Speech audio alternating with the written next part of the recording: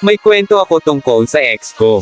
Itatapon ko na sana ang lumang una ng ex-wife ko, pero napaluhod ako sa iyak nang makita ko ang tinatago niya sa loob nito, lihim kung bakit niya ako pinalaya 5 taon kaming nagsama ni Kara. Sa simula, masaya.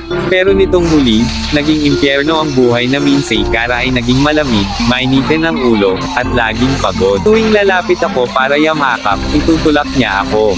Pagod ako, Mark.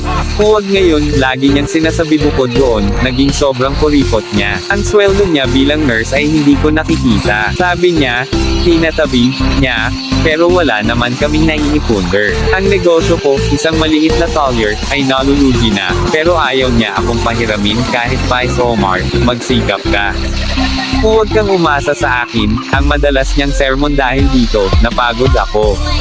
Nakilala ko si Dayan, isang dalaga, masayahin, at laging nandyan para sa akin. Hindi nagtagal, nag-file ako ng divorce, annulment, akala ko magagalit si Kara. Akala ko iiyak siya. Pero nang ibigay ko ang papeles, tinitigil niya lang ako ng blanco okay. Kung yan ang gusto mo, pipirma ako, sabi niya nang walang emosyon. Basta ang bahay, sayo na. Aalis ako bukas ganun lang kadali. Walang away. Walang paliwanagan. Umalis siya dala lang ang isang malita. Pakiramdam ko, matagal na niya akong gustong iwan. Nakahinga ako ng maluwag. Sa wakas, malaya na ako sa asawang walang pakiramdam 1 buwan matapos umalis si Kara, nagpasya akong mag-general cleaning. Papipat na si Dayan sa bahay, kaya kailangan kong alisin ang lahat ng bakas ni Kara, nilinis ko ang kwarto. Tinapon ko ang mga lumang damit na naiwan niya. At sa huli, nakita ko ang paborito niyang unan, ito ay isang lumang unan na kulay dilaw na sa kulumaan. Ang punda nito ay tahi-tahi na.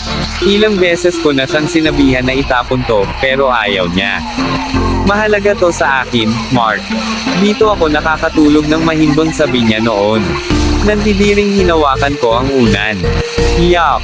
Ang baho, sabi ko. Itatapon na kita, dadalhin ko sana sa basurahan sa labas, pero naisip kong labhan muna ang punda para gawing basahan sa collier. Sayang din naman ang tela, tinanggal ko ang panda. Pagkahubad ko ng tela, may napansin akong kakaiba sa mismong unan.